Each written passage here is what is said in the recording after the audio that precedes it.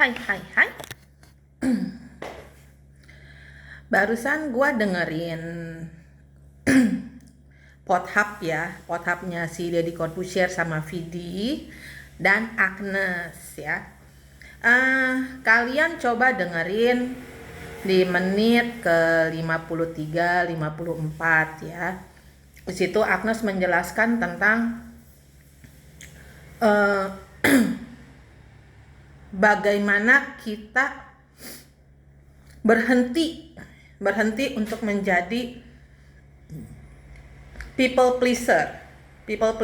Jadi kalau yang nggak ngerti people pleaser itu maksudnya gini. Kita itu selalu pengen nyenengin semua orang di sekitar kita, keluarga kita, teman kita, pasangan kita, anak-anak kita, saudara kita, tetangga, segala macam.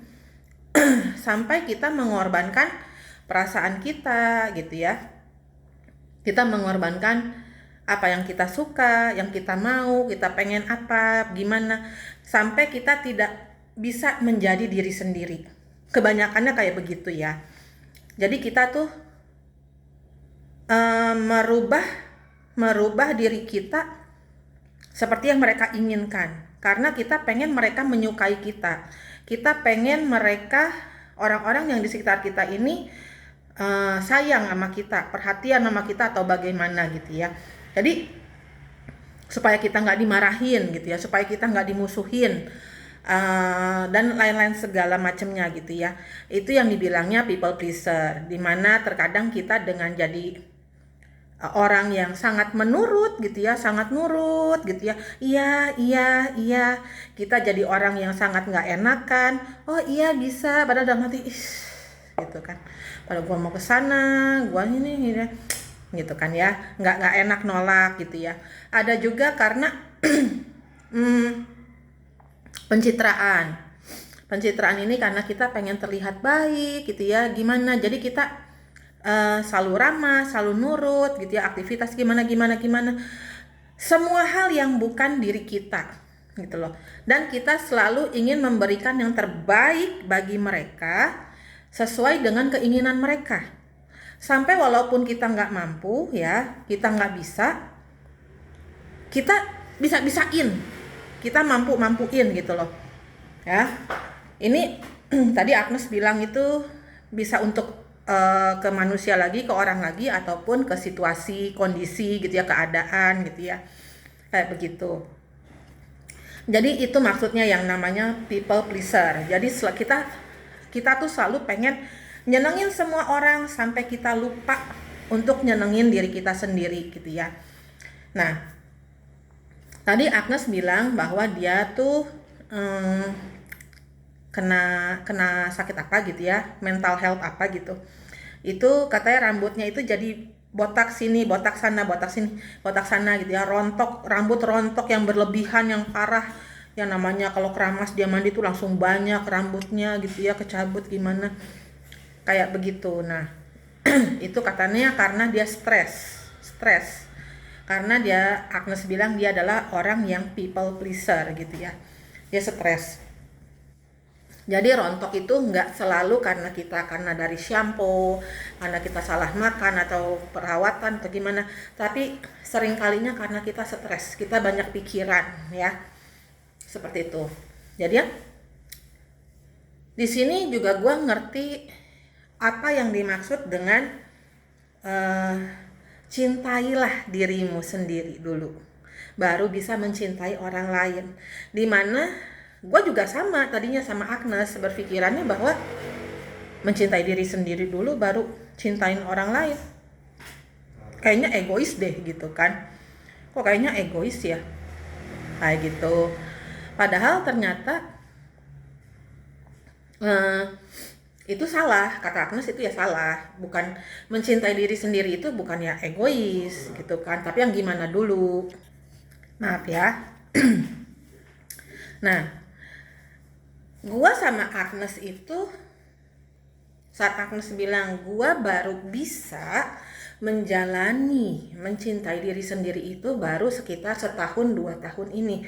Itu sama dengan gua baru 1-2 tahun ini gua baru mengerti apa itu namanya mencintai diri sendiri gitu ya. Itu yang bagaimana, itu baru juga gue ngerti gitu loh. Ternyata mencintai diri sendiri itu adalah yang paling utama ini adalah menjaga kesehatan mental kita gitu loh. Dimana kita harus bisa menjaga jarak dengan orang-orang yang jadi racun untuk mental kita gitu loh ya. Jaga jarak, mau itu keluarga, anak, pasangan, entah suami atau istri ya, pasangan tuh ya, itu keluarga, tetangga atau gimana. Ya udah, kita jaga jarak gitu loh. Jaga jarak aja, jangan terlalu dekat lagi sama mereka. Belajar terlalu khawatir, terlalu takut dinilai jelek, terlalu khawatir diomongin yang jelek gitu ya, dipandang gak baik, dipandang gak bagus oleh banyak orang. Itu kita harus mulai bisa berhenti gitu loh. Kalau kita terus-terusan ketakutan, aduh kalau gue begini entar orang bilangnya apa, aduh kalau gue pakai baju gini entar dinilai orang gimana, aduh kalau gue bicara kayak gitu entar diginiin, aduh kalau gue kelakuannya begini, bersikap demikian, entar tetangga begini, entar ibu gue begini, entar kakak gue begini, entar saudara gue begini, bla bla bla bla bla bla. Itu yang ada di otak kita, itu yang ada di otak orang-orang yang people pleaser. Karena gue juga gitu loh. Gue juga berusaha untuk nyenengin orang lain dengan nurutin maunya mereka, tapi akhirnya yang ada adalah gue selalu salah gitu loh, tetap salah. Yang ada gue jadi depresi, gue jadi stres sendiri. Sedangkan orang-orang yang gue berusaha untuk nyenengin mereka nggak peduli gitu loh.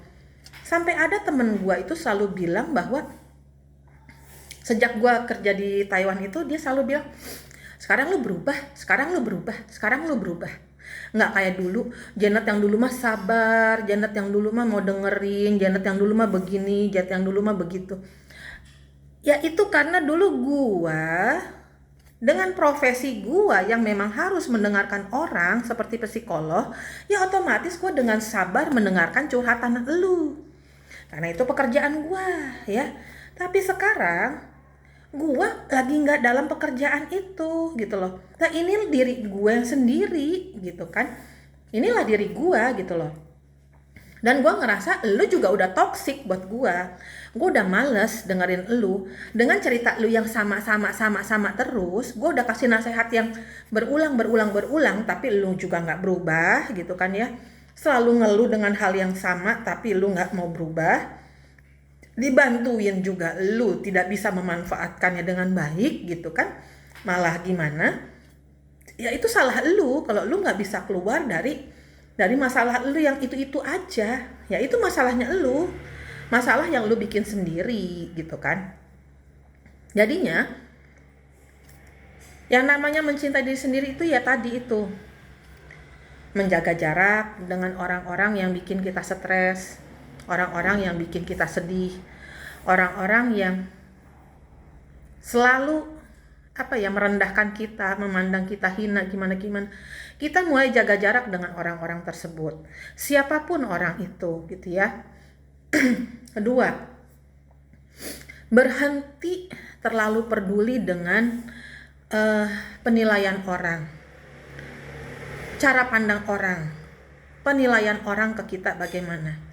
Karena gini, kita nggak mungkin bisa nyenengin semua orang ya, kita nggak mungkin, karena hidup itu selalu punya dua sisi, ada suka ada tidak suka, ada pro ada kontra, ada baik ada buruk, ada hitam ada putih, ada siang ada malam ya, ada tangis ada sedih ada bahagia, selalu seperti itu. Jadi kita nggak bisa menyenangkan semua orang, ngikutin maunya semua orang, kita nggak bisa. Makanya jadilah diri kita sendiri apa adanya gitu loh. Jadilah diri kita ya kita gimana gitu kan. Ya ubah diri kita menjadi lebih baik dari kita yang sebelumnya. Seperti itu ya. Nggak usah takut mau dinilai buruk sama orang, ya udah terserah lu deh, lu mau nilai gue jelek, lu mau nilai gue bagus, lu mau mandang gue hina, lu mau bilang gue pendosa apa segala macam, bodo amat gitu loh. Nah itu harus bisa kayak begitu kalau kita yang namanya mencintai diri sendiri ya. Lalu kita juga mulai suka memberikan hadiah untuk diri kita sendiri. Misalnya apa? Misalnya kayak gua kan selama ini kalau ngeliat orang pakai perhiasan gitu ya, kata gua tuh, ih kapan ya gua bisa punya emas gitu ya, maksudnya hasil sendiri gitu ya. Kapan ya gua bisa beli emas ya, gua pengen banget beli emas. Dari dulu kan gua kayak gitu. Akhirnya ya walaupun dengan cara nyicil gitu ya, pelan-pelan gue nabung pelan-pelan gimana, akhirnya gue bisa beli gitu kan ya, 1, 2, 3, akhirnya gue bisa beli sekarang, walaupun butuh waktu bertahun-tahun, puluhan tahun baru bisa ya. Terus kita nanti sekali-kali kita kasih hadiah, kita pengen makan apa, di mana, ya udah kita senengin lah diri kita gitu loh. Karena kita harus juga mikir gini, kalau bukan kita yang nyenengin diri kita, kalau bukan kita yang ngebahagiain diri kita, kalau bukan kita yang menjaga perasaan kita, melindungi perasaan kita, pikiran kita, siapa lagi? Nggak ada. Berharap pasangan, orang tua, saudara, anak, tidak ada. Mereka semua itu tidak bisa menjaga kesehatan, kewarasan, mental dan pikiran kita, hati kita, yang nggak bisa. Yang bisa menjaga kesehatan mental, kesehatan pikiran, kesehatan hati, perasaan kita itu ya cuman kita sendiri. Makanya di sini yang namanya cintailah dirimu sendiri adalah di situ, dimana kita menjaga kesehatan kita secara fisik, menjaga kesehatan kita secara mentalitas, menjaga kesehatan pikiran kita agar tetap waras, nggak gila gitu ya. Dengan cara apa? Ya itu tadi, semua yang bikin kita pusing, yang bikin kita stres, yang bikin kita ngerasa tertekan, ngebatin, ngerasa bersalah, ngerasa takut, bingung, apa segala macam, kita buang-buangin orang-orang itu, lingkungannya kita tinggalin gitu loh. Kita udah ngerasa lingkungan tempat tinggal kita ini udah nggak nyaman buat kita, ya udah kita pergi gitu loh. Jangan terlalu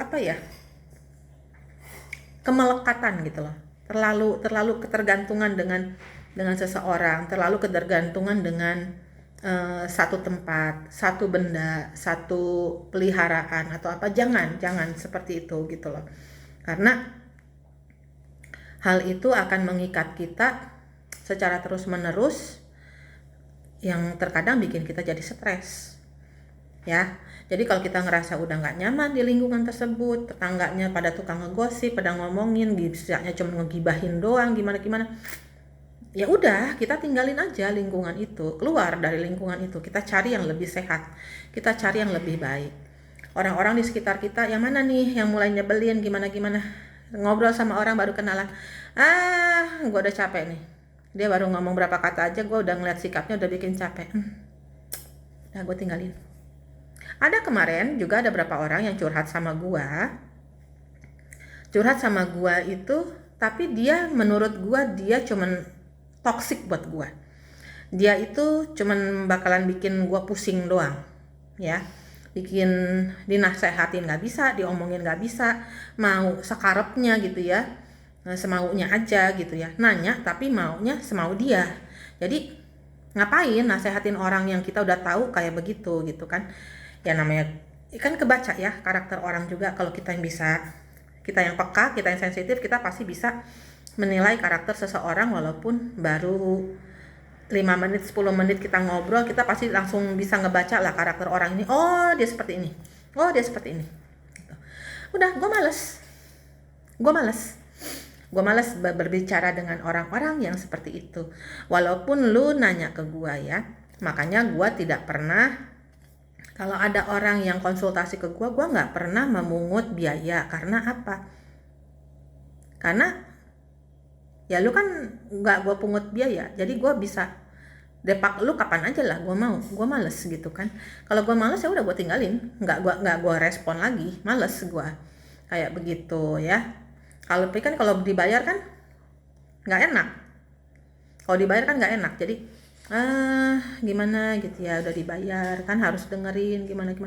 Ini karena gue nggak dibayar jadi gue bisa, ya gue malas dengerin dia ngomong gitu ya, gue malas dengerin dia curhat. Udah aja dia WA, dia DM, dia apa ya liatin aja, oh dia telepon, oh ya bilang aja lagi sibuk atau gimana. Karena gue males gitu loh ngadepin orang-orang yang cuma bikin gue boom gitu. Karena gue udah pengen sehat ya, gue sudah mengalami yang namanya depresi berat. Kemarin gue sampai curhat ke anak gue, bukan curhat sih, cerita sama anak gue pengalaman gue yang kayak gimana, sampai dia bilang, itu sih mama udah kena depresi akut mah kalau udah sampai kayak begitu. Soalnya gue udah sampai nggak bisa ngenalin orang ini siapa, sampai buat cara naik motor aja gue bingung, nggak tahu gimana gitu loh. Sampai gue tidur di jalanan segala macam, saking gue stres, depresinya, kena baby blues, kena stres, kena depresi, itu semua jadi satu boom gitu loh. Udah benar-benar udah nggak sanggup otak gue. Bagus sekarang gue bisa sehat lagi, kalau enggak gimana ya masuk RSJ gue gitu. Nah makanya kalau kita nggak mau kena sakit jiwa ya kita yang mulai harus membatasi diri kita dengan orang-orang yang toksik, dengan lingkungan yang toksik, dengan cara yaitu tadi kita menjauhi orang-orang yang nyebelin, orang-orang yang cuma bikin kita pusing, stres, gimana-gimananya, lingkungan yang bikin kita stres, yang gimana-gimananya, kita tinggalin semua itu. Kita harus bisa melepaskan kemelekatan kita sama orang-orang tersebut ya, walaupun itu keluarga sendiri, walaupun ibu sendiri. Kenapa gue bisa bilang? Karena itu yang sedang gue lakukan saat ini. Gue benar-benar melepaskan keluarga gue. Ya udah, toh gue juga selama ini tidak diperdulikan. Ya udah, buat apa gue peduliin mereka? Gue capek-capek selama ini berusaha untuk nyenengin mereka, tapi kan nggak pernah dihargain, nggak pernah dipandang, nggak pernah gimana. Ya sudah gitu loh. Ya kita, makanya gue sekarang ya udah sendirian aja. Ya gue anggap aja diri gue yatim piatu gitu loh, nggak punya keluarga, cuman punya anak-anak doang. Karena anak-anak gue yang masih suka ngehubungin gue, cuman anak-anak gue doang yang suka masih nanyain, masih mau teleponan apa gimana sama gue. Ya yang lain mana ada, nggak ada gitu kan, cuma pada pengen kepo doang kehidupan gue gimana, keuangan gue gimana, saudara-saudara gue ya, bukannya keluarga inti gue, tapi ya anak tante omnya gue atau om tantenya gue yang pada kepo gitu ya. Mereka kan cuma kayak gitu, tapi kan nggak ada yang nanyain, Nat gimana kabarnya, Nat gini. Jadi ya ini gue nganggapnya ya udahlah, gue yatim piatu gitu aja. Wong ibu gue aja juga nggak nanyain gue, ya ngapain gitu kan. Ya udah, gue cuma punya anak-anak gue doang. Gue ngerasain seperti itu. Karena apa? Kalau gue nggak boundaries, gue nggak ngasih benteng, gue nggak kasih batasan, gue nggak kasih jarak gitu ya, guanya yang akan stres gitu loh, guanya yang pusing. Ya kalian dengerin aja lah podcastnya, podhubnya Vidi, Deddy Corbusier dan Agnes Mo di menit mulai 53 atau 54 awal ya. Oke, bye bye.